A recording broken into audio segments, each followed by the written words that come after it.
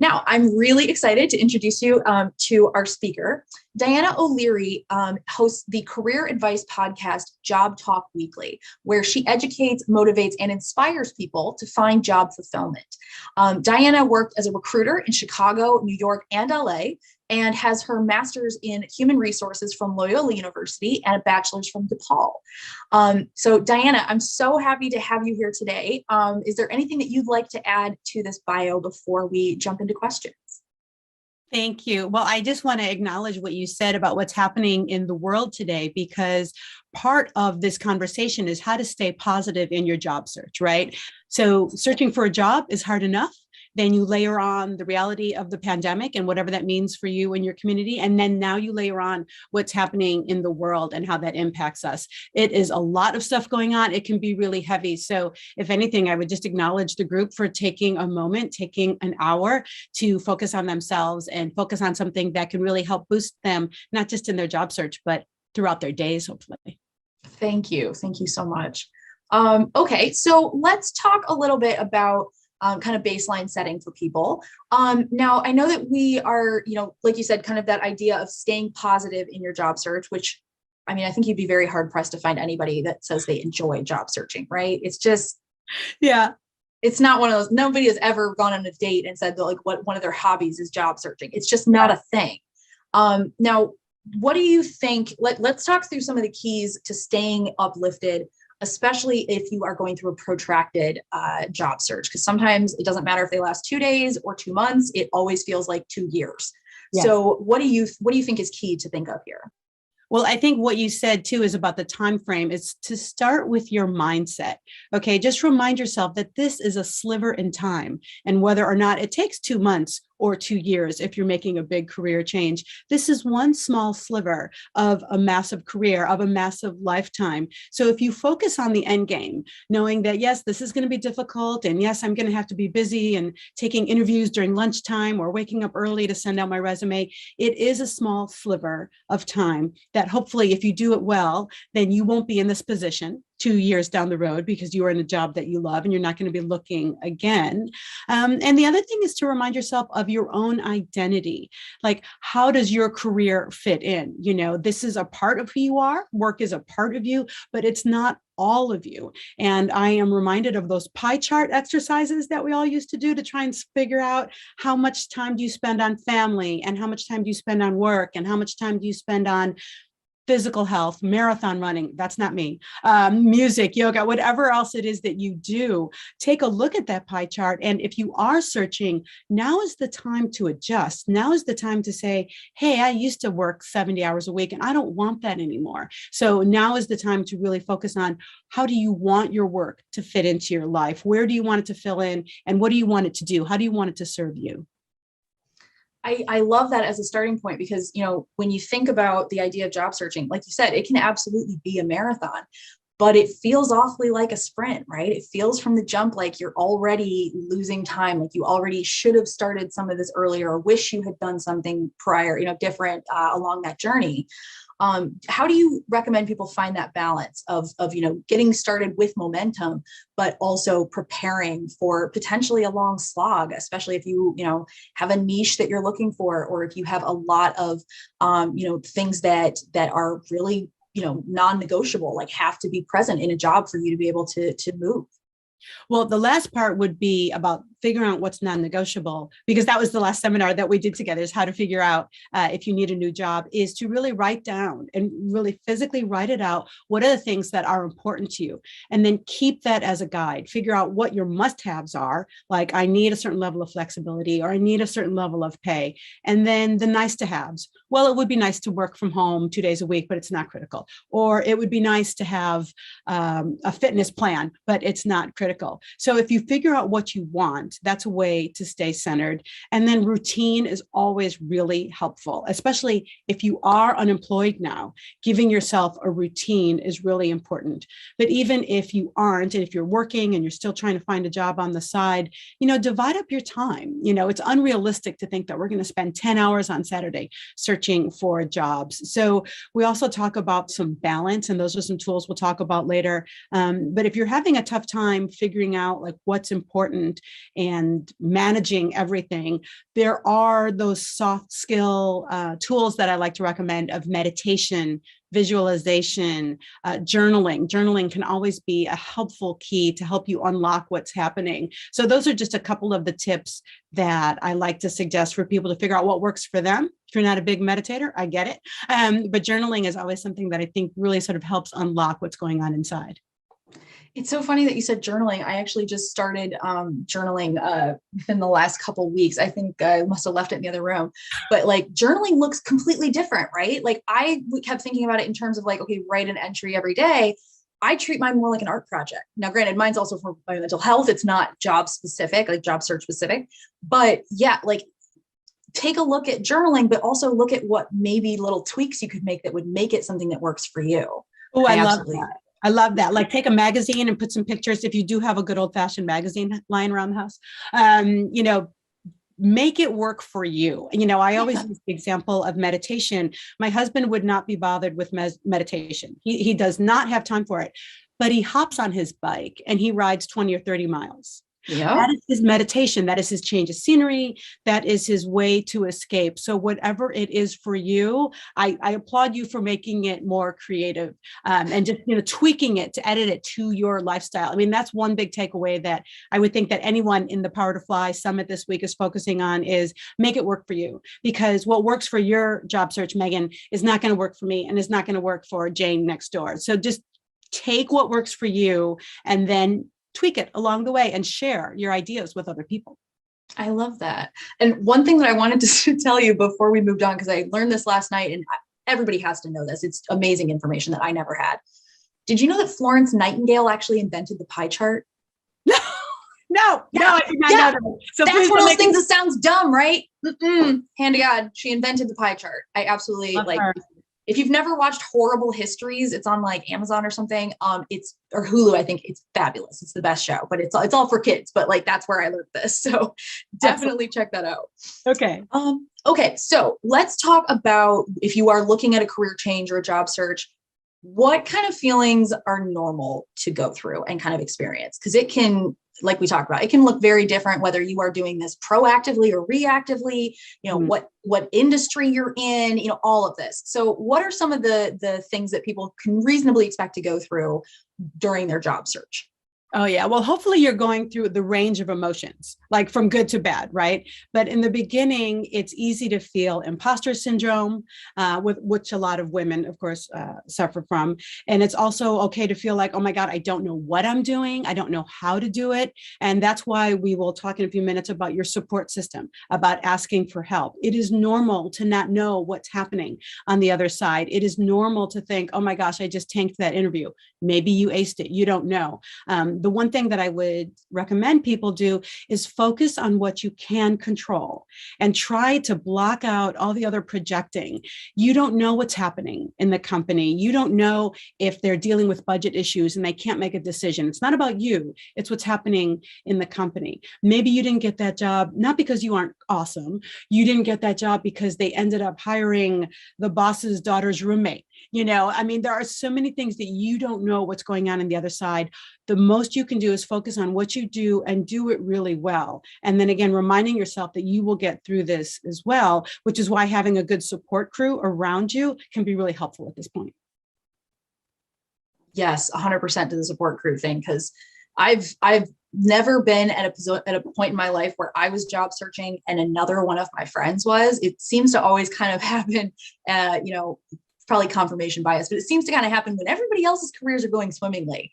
And you're like, not only is mine not, but none of you can relate to what I'm going through right now, because this, you know, you might have been unemployed a year ago, but I am unemployed now. And that is obviously going to be different for everyone day by day by day.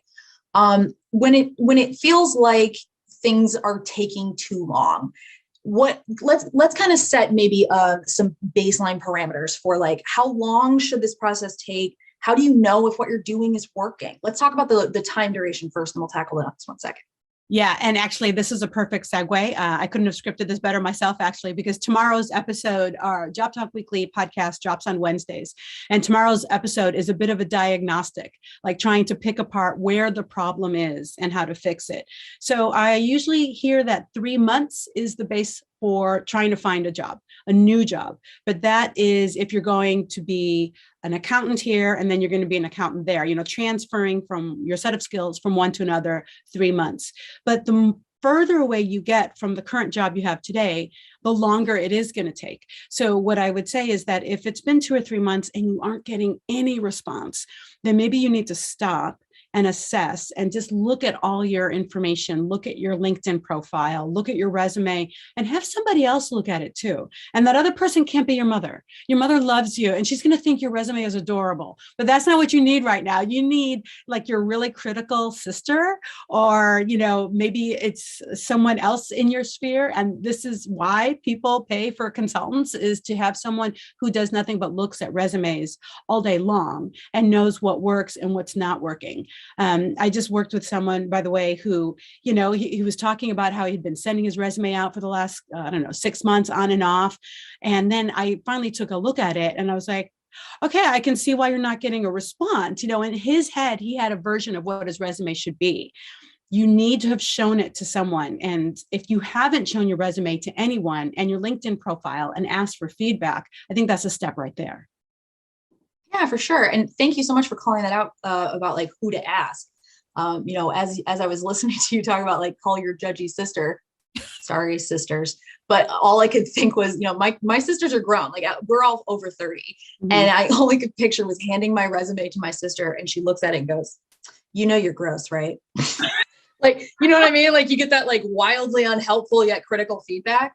So let's say that you don't have like kind of these established relationships in your life, that you can go to a bestie or to your a sibling or whatever. Is this a point where you should reach out to people who have careers that you admire? Or is it just as helpful to reach out to maybe a peer who would have a resume that would look somewhat similar to yours?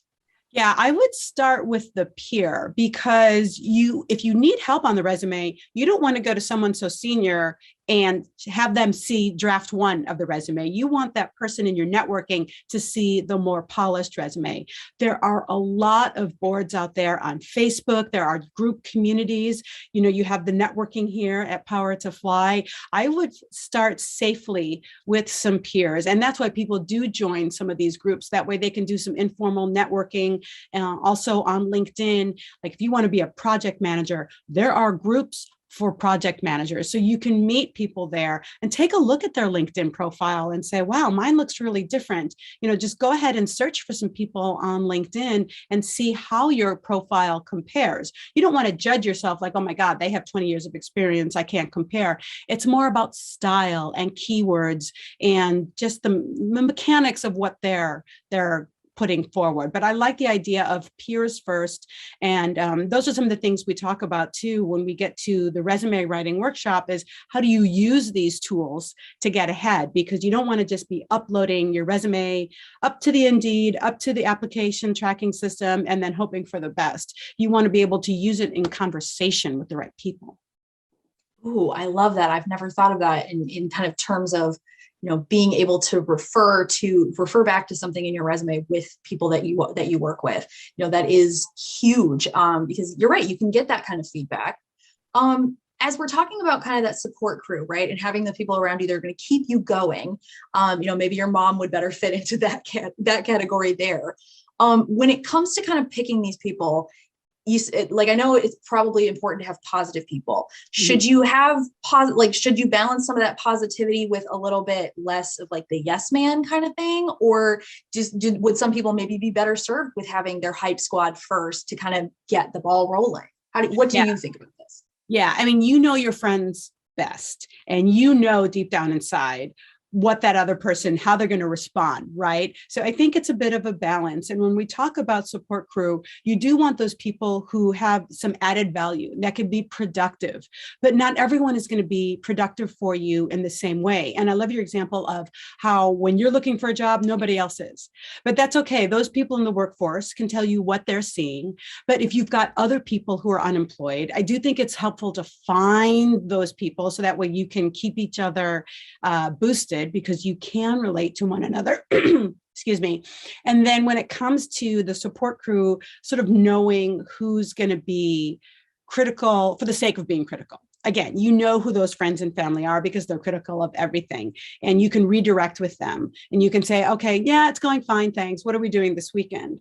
I think back to someone I worked with last year, and this conversation really resonated for her because she was telling her mom about her job search and it was taking so long. And she got the response of, well, if your husband made more money, you wouldn't have to worry about this. So, or the conversation of, well, if you would have finished law school. So you know who those people are. So just, set them aside and they can still be part of your life. It's just a matter of you're not spending time with them talking about your career search. Yeah, you said that and I immediately flashed into rage of, so fun fact, I also did not finish law school. I went to a year and realized I was miserable and this was not going to be right. So I needed to replan, my life plan since I was 12. And you're right. It's those kinds of things where that's not helpful. That's not where I am right now. I'm not working back towards law school. So maybe let's deal with the situation at hand. And then, maybe I'd be in a better place to evaluate that in a year. It's when you're trying to set these boundaries, are there any keys that you should think of for this? Is it one of those things that you set them and you can never change the boundaries? Walk us through how you think this should work in an ideal situation. Yeah, I mean, that's a good point. The boundaries can shift a little bit. Don't forget, these people love you. They want the best for you. They just have a different way of showing it. So one of the things that we do recommend is for people to figure out the job fulfillment and the job they want first, doing a little bit of that work internally. Maybe it's one-on-one with a career coach. Maybe it's one-on-one with a trusted colleague that they used to work with. And then once you have a sense of what you're looking for, then you can slowly but surely lay that on your mom, lay that on your sister and say, yeah, I'm looking for a job in social media. And this way you prevent well, why are you doing that? You work for such a great company. And you say, yeah, but it's just not a fit for me anymore. So I'm looking for something new. And then mom says, oh, okay, I get it. So what else? Whereas if you're not somewhat confident or have some type of vision of what you want, and you say, yeah, I'm looking for a new job. And mom says, well, why do you want to do that? You work for such a great company. And you're like, I don't know. So that can derail your whole work. So I think part of it is doing a little bit of your self-work first. Again, going back to this is what I want, this is what's missing, this is what I got to get. That way, when you do have a couple of conversations with people, you feel confident in your direction and they're not going to derail you. They can help you, and maybe they're not being helpful, but they certainly aren't holding you back. Yeah, absolutely. Okay, so we're getting some questions coming in from the chat. Thank you so much. Oh my God, Maria, Maria commented, I think we all just made that face when you were talking about, the helpful but not helpful comments you hear from family. So thank you, Maria, for chiming in there. I'm keeping an eye on the chat and we're going to pull a couple of questions in from there. But before we go into that, what you said was really interesting about, kind of doing that work, that self-work first. Now, if you are in a position where you're kind of evaluating, maybe you are ambivalent and being pulled kind of equally in both directions of should I stay or should I go? What should people in that position know? What should be top of mind when you're trying to evaluate something like that for yourself? So if you're trying to evaluate your current job and is that what the question at hand sort of, Again, it's going back to what's important to you, sort of those personal and professional criteria. The personal, the type of commute that you can tolerate, the benefits and the pay you need. And then look at the professional criteria. And again, that's exactly what we did last month. And it was so great because we talked about things like promotion and challenge. And it's okay to not want the corner office. Maybe you are at a point in life where been there, done that. You don't want the corner office, but you want a job that challenges you. So just outline sort of those professional needs. Maybe you are in a place where you need some mentorship or you need to learn about a certain industry. So looking at the personal and the professional criteria is at least a way to get you going on trying to figure out what your next steps are. Oh, I like that a lot. It's reminding me of a quote my mother had sent me a couple years ago.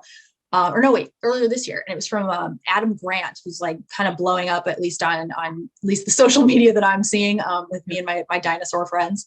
But yeah, it was about how like choosing the importance of choosing a career shouldn't be about optics, right? It shouldn't be about what makes you look the most important. It ideally, if you find it to find a career you love, you should be thinking in terms of something that really connects with you, that means something to you. Yeah. And for me, like I found that with Power to Fly, but it was also the first time I'd ever gotten an interview experience that did put the mission first, that did focus on something like that. Mm-hmm. So huge thing to think about, especially if you are like I have been many times in my work life. I don't have a career arc, but like look at what's making you happy and what isn't. What is like kind of zapping your energy there. Yeah, that's a good phrase. Can I piggyback on that phrase? Yeah, please. Look at your current work, what energizes you, what drains you. That is another question you can ask yourself. What is energizing you? What is draining you? And then when you map that out, then that again helps guide you onto something else. Yes, thank you. Okay, so we had a question in the chat from Sonia. Sonia asked, what if you paid for career coaching, resume, LinkedIn updates, and still there's nothing changing? What would you suggest to people who have kind of run down the top 5 or top 3 list of like, okay, here's the things you should double check. Mm-hmm. What should people think of or do then? What would you recommend? Yeah. So if you have paid for a service, I would go back to those people and say that exact thing, find out, say, hey, nothing's, it's not sticking. I'm not getting any traction. Is there something I'm missing? Even though you've already paid for the service and maybe your contract is over, they should spend a few minutes with you to help you figure things out. And this also goes back to the time frame. If it's been a couple of weeks, all right, it's cool. You just started. If it's been 3 months, then I would look at the disconnect. And that is something that we talk about actually tomorrow. So thank you, Sonia, for reading my mind, because you can have the greatest resume in the world, but if you're applying for the wrong job, then there is a disconnect. And is it that you're overshooting? Is it that you're undershooting?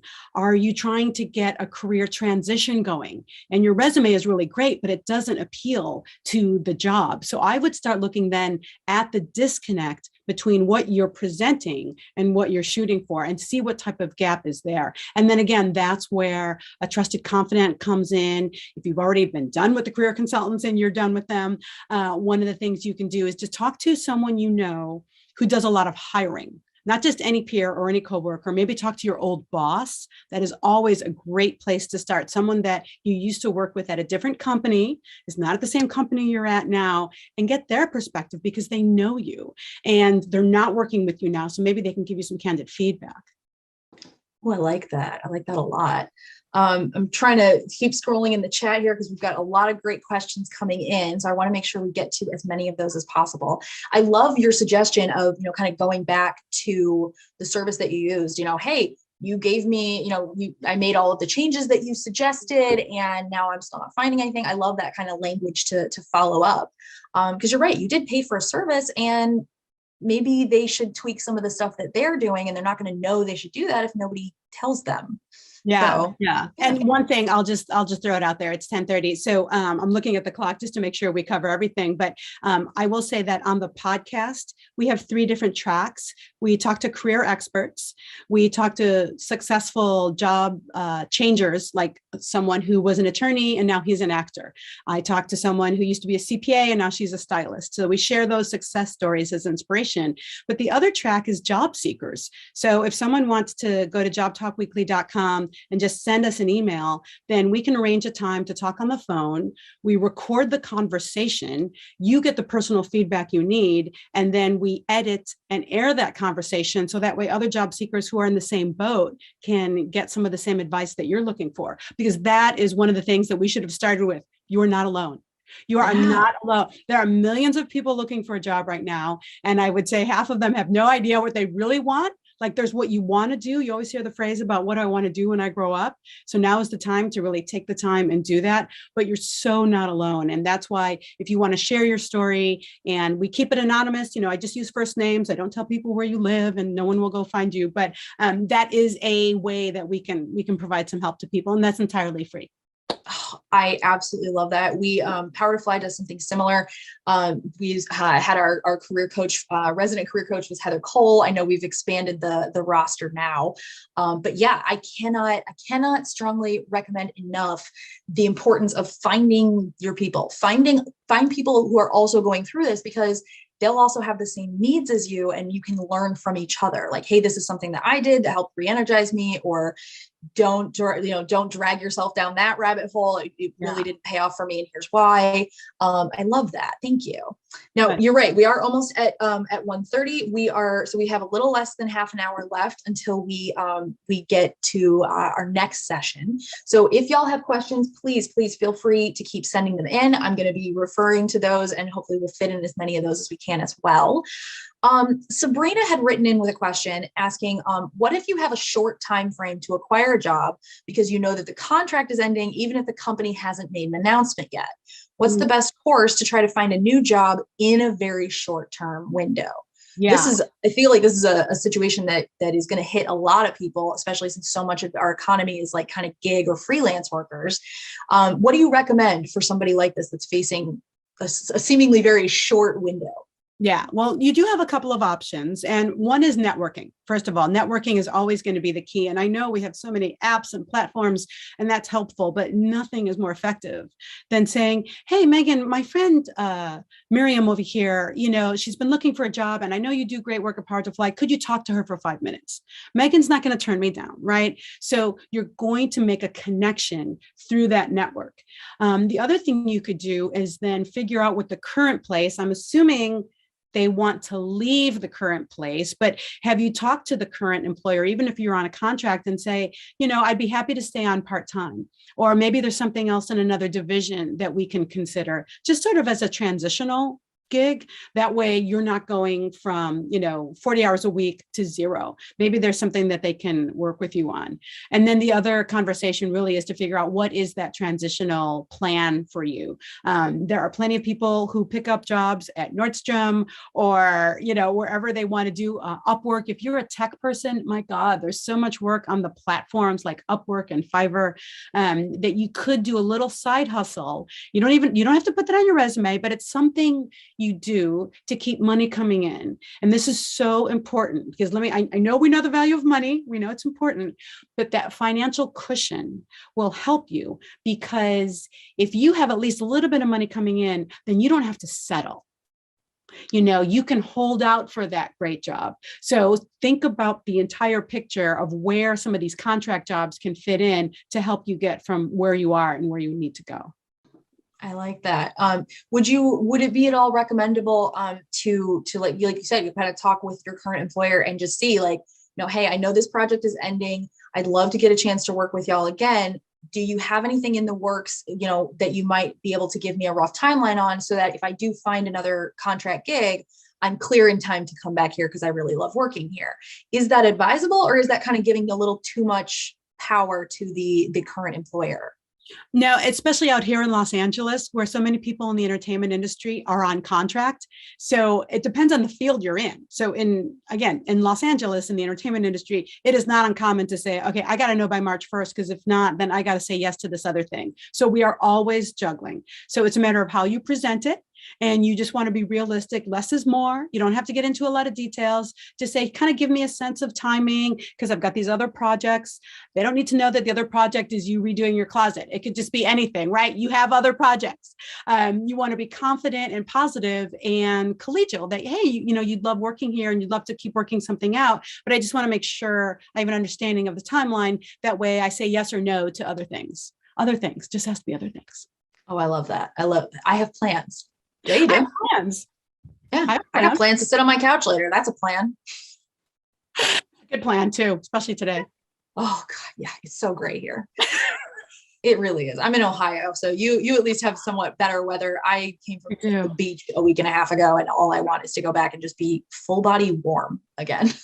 Yeah, exactly. Which is also a guiding post for if you're looking for a job, like take a picture of Hawaii or Australia or Chicago, wherever it is that you want to go, make it your screensaver. Take the picture and put it on your refrigerator, put it at your home office, or, just a reminder of you'll get there. When we talk about self-care, reminding us of where we want to go and enjoy and relax can also be soothing and just help us get through the tough days as a reminder that, what, I will get through this. 3 to 6 months. It's like giving birth. Sorry, but that is an example. You give birth and it takes 20 hours. I don't know. But it's a sliver in time. And then 18 years later, you have a child who's going off to college. So you just have to put everything in perspective. And that's why I do come back to the journaling, the meditation, the visualizations to sort of keep you grounded during this time. Yes, excellent. Okay, so I'm going to keep going through and we'll take some more questions here. Maria had written in saying, I'm having trouble because jobs in my state, in my sector, seem to cap at a significant pay cut to similar jobs that I've held previously. I don't want to apply for jobs that are going to harm my long-term financial goals, but I do need to work. Now, I have faced this multiple times. I took a pay cut 3 times in my work career, which is like, frankly, embarrassing. But, I graduated in 2008 into a terrible job economy, and any port in the storm, I'm trainable, I can do anything. And then these, things come along after.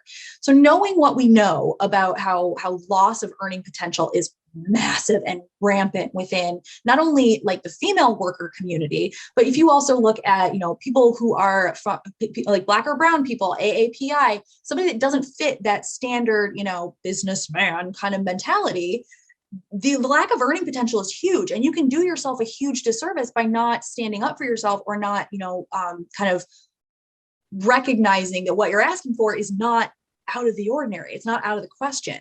So if you are in the situation of looking at having to take a pay cap or pay cut, what would you suggest if you were in her position? Okay, I have a lot to say here. This one. Yes. I have taken a pay cut. Megan, you're not alone. I have taken a pay cut twice in my life. My job titles actually went down technically, but my earnings and my happiness went up and my flexibility went up.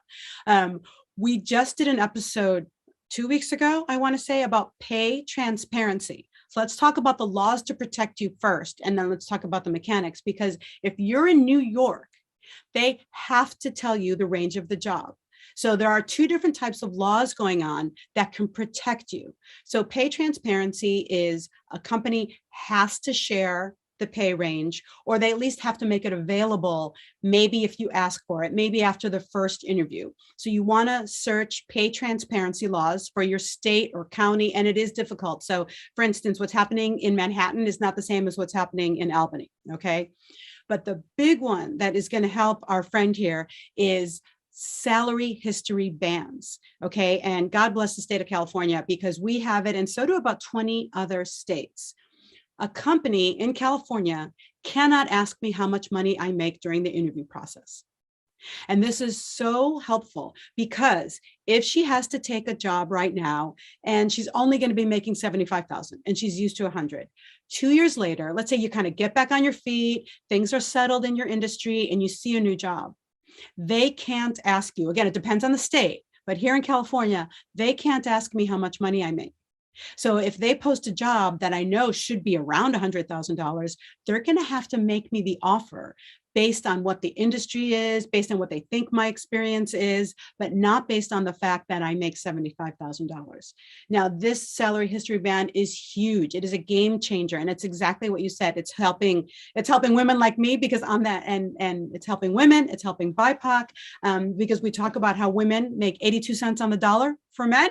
That number gets even worse for Latinas and Blacks. So you have to really look at the research for your state and city. But those 2 laws right now, I think, are going to be game changers. So then that's a long way to answer her question. What else could this job opportunity give you? Could it give you incredible flexibility? I once, one of these pay cuts that I took was to get myself closer to home.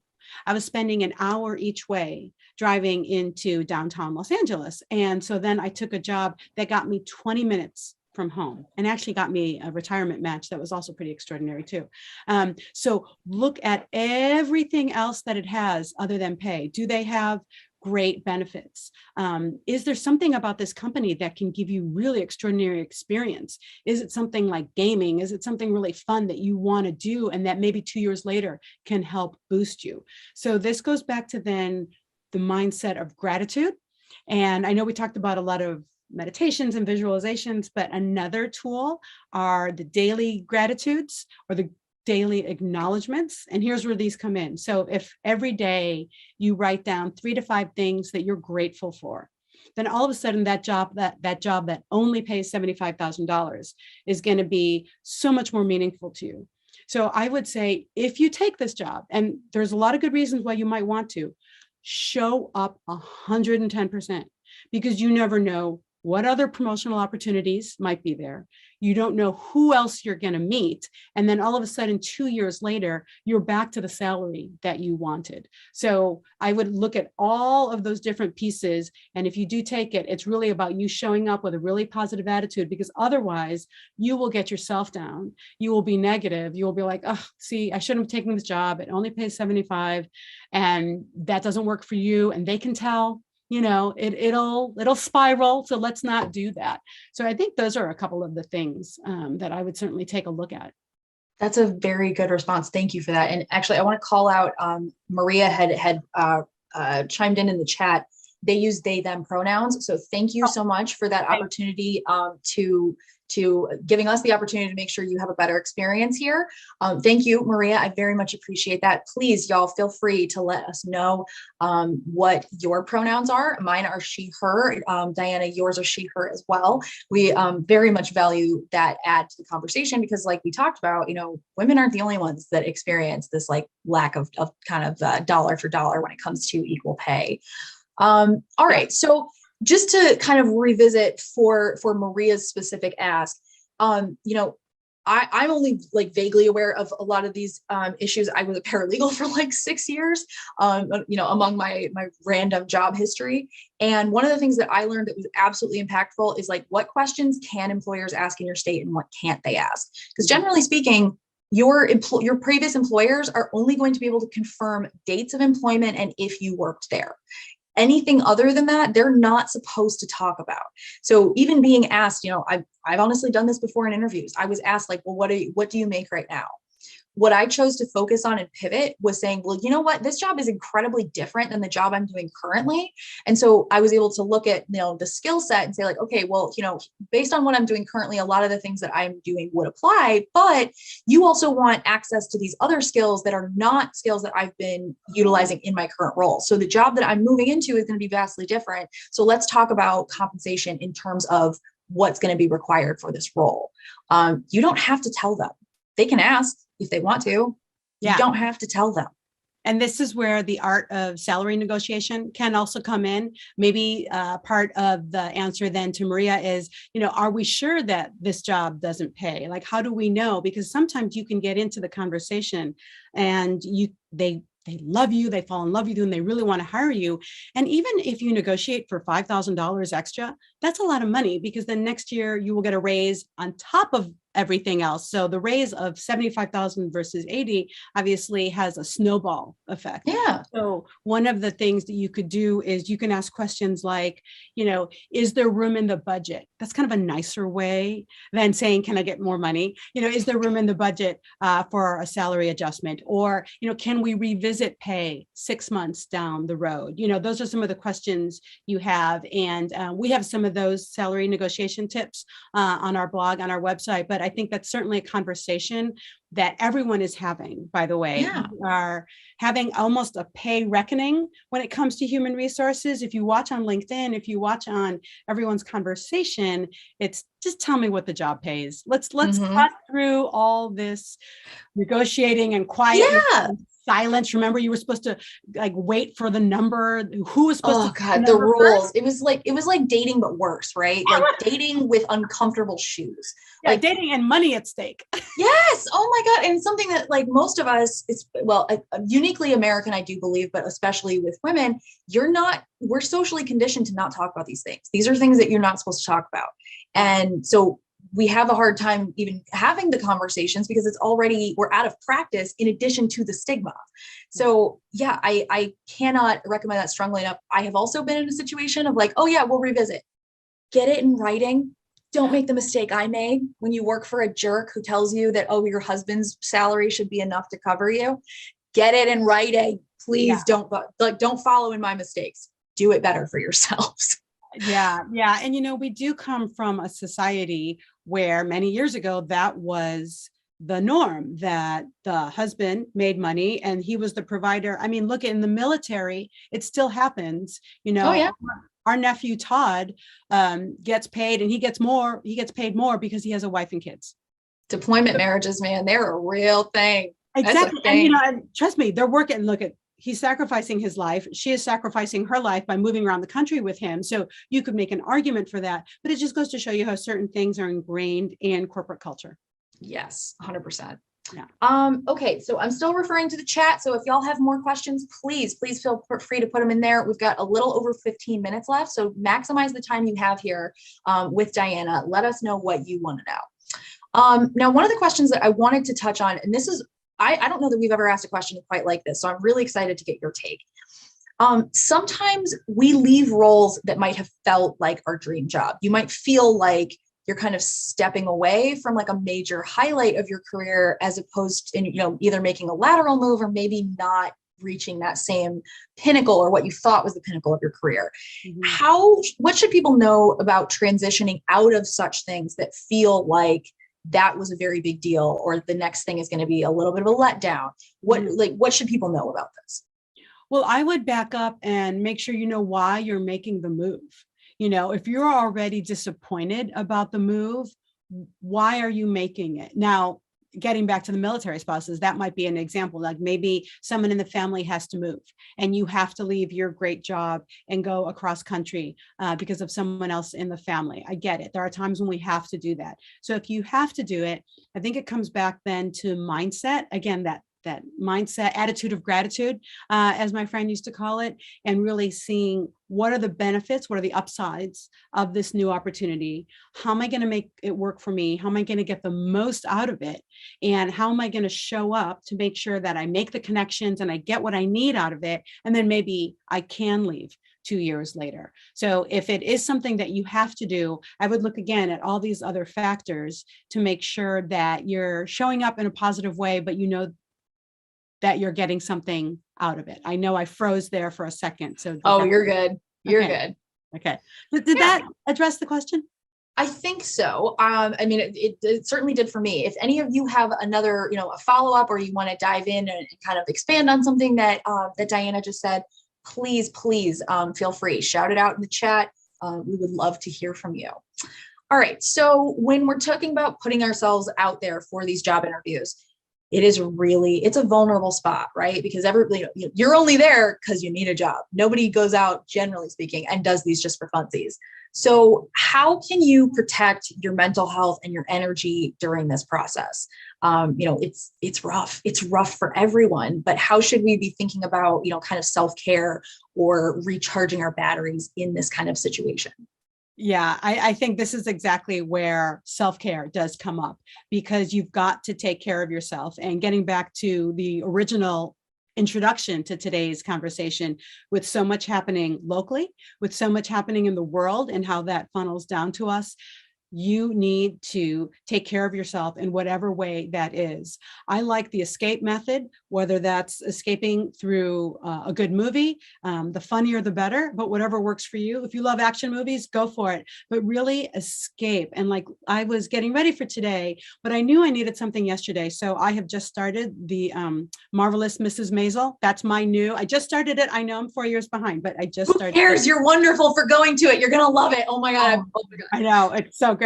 But talk about a career change, right? She goes from being a full-time mom to all of a sudden discovering herself on the comedic stage. So I would look at any type of escape that gets you out of what you're doing. I would look at the physical part of your routine. Can you take walks? Can you take a change of scenery? I know I'm very, very lucky that it is, I think, 68 degrees here in Southern California. And one of my clients was in New York, and she's like, Diana, the weather's terrible, but move to a different room. watch something, just look out the window, when all the kids were, change something about your scenery. Yeah. yes, when all the kids were learning remotely last year in the beginning of the pandemic, one of the tips from an educator was literally get them looking outside the window for 5 seconds just to distract themselves and to see something else. So, taking care of yourself, the more routine, the better. And if money is an issue, our friend YouTube has all the meditation videos. They have Zumba, they have comedy, they have anything that you need to escape. So I think that is a really important part of this, because it is unrealistic to think that you're going to search for your job 8 hours a day. Just like anytime you're at the office, you need a break, you break for lunch, but really give yourself a real authentic break somewhere along the way. That way you can come back fresh and recharged. And maybe you do have a new idea. Oh, I like that. I like that a lot. I think, it's really, like you said, it's very important to recognize, not everybody's in a position where they can get outside or where they can, take time for that. I remember in the start of quarantine, all of our Argentinian coworkers, everybody that was down in Buenos Aires was literally under house arrest. Like, this was serious.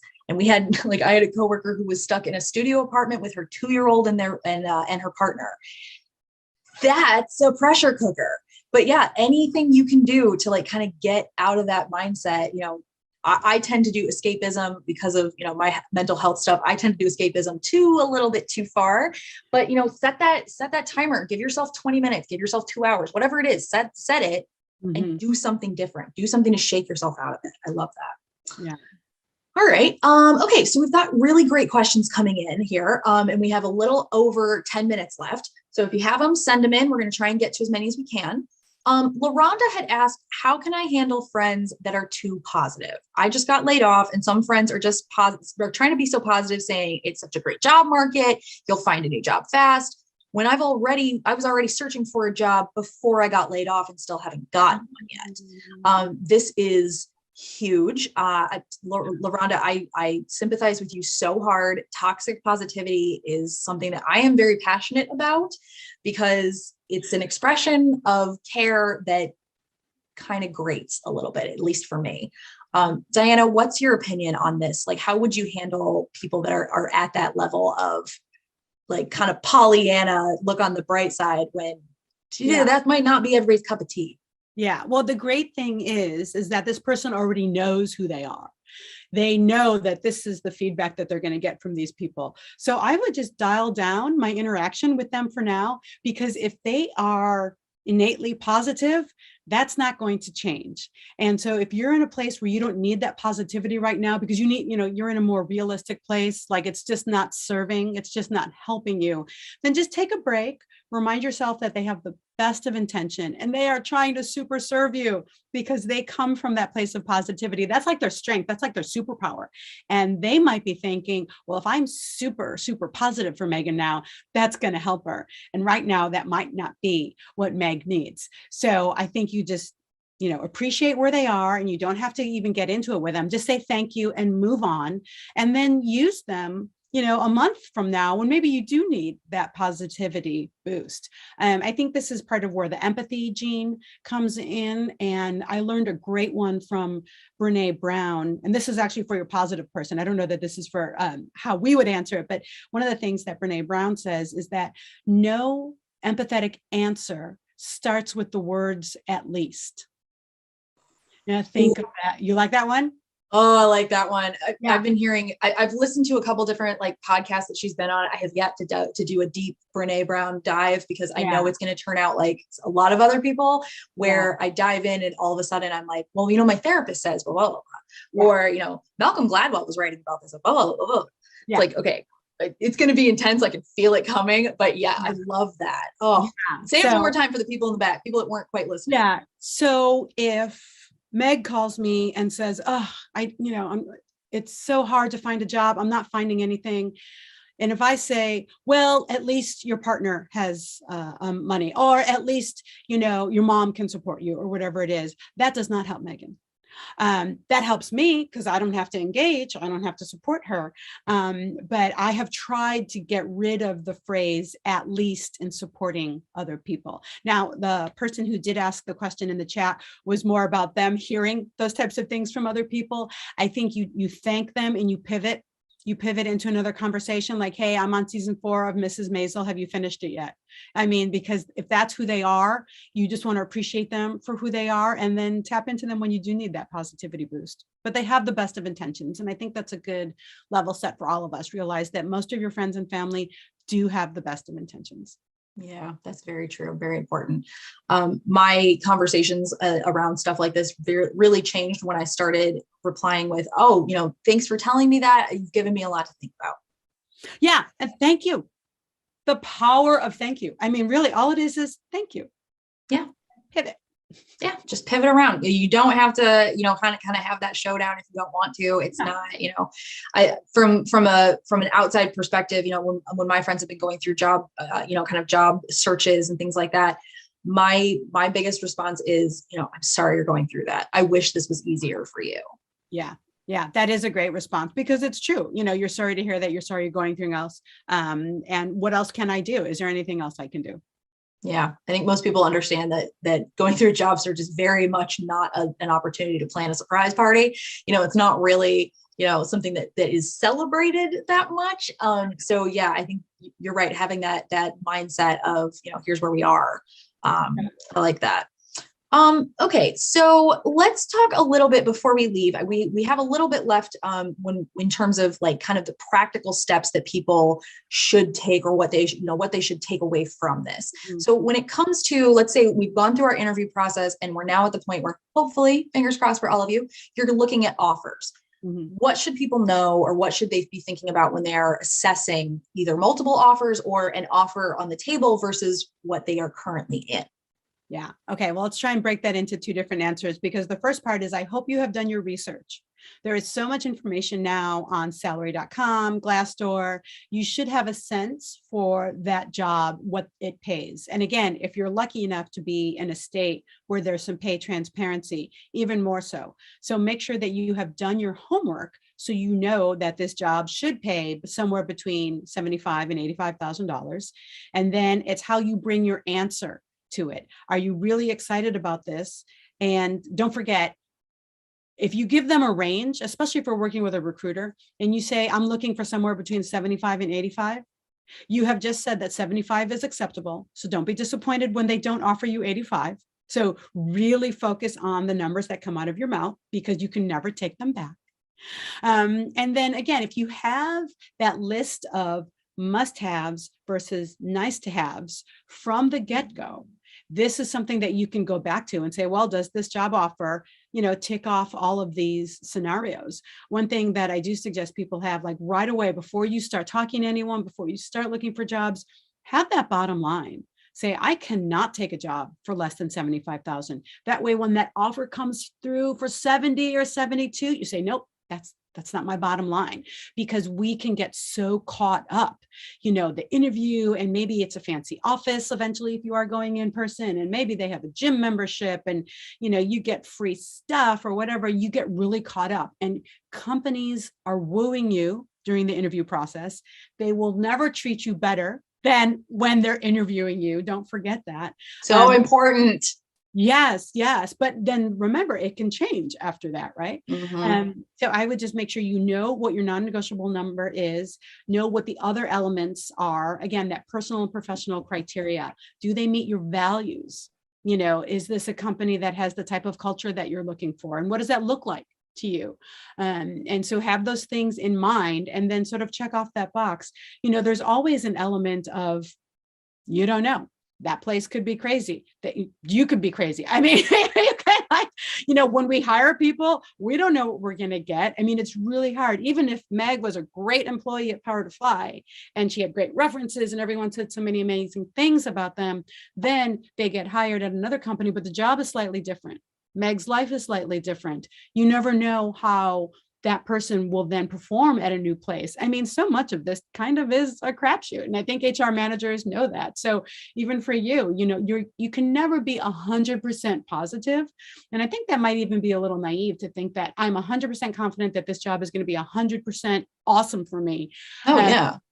Because you never know. And again, we actually are doing an episode 2 weeks on this concept, because I had heard from someone, they took a job and 7 months later, they're not happy.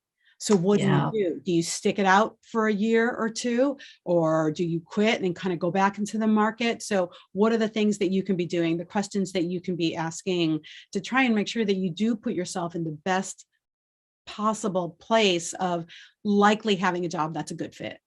Yeah. Okay. All right. We have 2 minutes left, and I want to make sure we save time to talk a little bit more about, how people can connect with you. One thing I do want to highlight for the people that have been listening and asking questions, I'm going to share some links in the chat thread here. These are links to where you can check out Power to Fly's past chat and learns. And you can do a search based on keywords. So I did one for transition. So for people that are in a job transition or looking at a different industry. I did one for salary. So you can talk about kind of negotiations and what you should know about that, as well as another one that's just based on job searching. So now that I've told people, kind of where they can get some of this information from Power to Fly, why don't you talk to our audience about ways that they can follow you, keep learning from you, connect with you? What should our attendees know? Okay, terrific. Well, thank you for that. Jobtalkweekly.com is a place where you can go for all of this. So I had my chat closed, but I just messaged someone has the link, and now maybe they can share it with the rest of the crew, because we do have a couple of opportunities. The podcast is always free. So whether you want to listen to get all these tips, or perhaps like this other person was looking for a little bit more help, we'd be happy to talk to you on the phone and maybe let you be on the podcast episode if you're so intrigued, if you're so willing. We do have a resume workshop coming up live on March 19th on a Saturday, where we will talk about not just best practices and how to, get your resume past the dreaded applicant tracking system, which is everyone's fear about the ATS, but how to use your resume, how to make sure that it's showing the best of you and your results and your accomplishments and who you really are, and then use it as a tool. You're not just sending it in online, that you're using it to get to where you want to go. So those are some options to either be a guest on the podcast, check out our resume workshop, or just check out the blog. It was funny. Someone actually from Power to Fly had asked me a question about a blog that I wrote a year ago. Love that. That's absolutely wonderful. All right. I think we just hit the time. Probably, yeah. All right. So to transition us out, Diana, I just want to say again, huge thank you. This was wonderful to get to spend the last hour with you. And I know that based on how lively the chat was and the questions that everyone was asking, this was just as impactful for our audience. So thank you so much for sharing your time and your expertise with us. My pleasure. Thank you so much, everyone. Good luck out there.